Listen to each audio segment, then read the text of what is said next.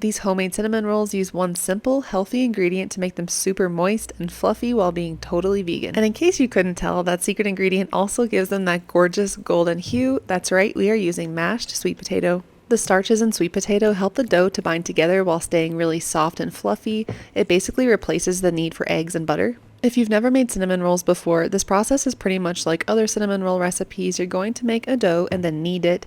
If you have a stand mixer, that makes it a lot easier, but you can also do it by hand. Knead that dough until it's pretty elastic and smooth, and then put it into a bowl and let it rise until it's doubled in size. From there, you'll dump it out onto a floured surface. I actually like to dump it onto a floured parchment paper, roll it into a big rectangle, add in those fillings, and then you can sort of roll it up with that parchment paper. It helps to make that roll nice and even. And then from there, my other secret tip for making cinnamon rolls is to use floss to cut the cinnamon rolls. It's really difficult when you use a knife. No matter how sharp your knife is, it's never going to be clean cuts, and floss makes it so simple.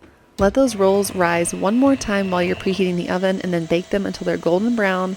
While they're baking, you can throw together this icing. Spread the icing on while it's still a little bit warm so it can melt into all of those crevices. I've got some tips on how to prep these in advance over on my site. Let me know if you try it out, and happy eating!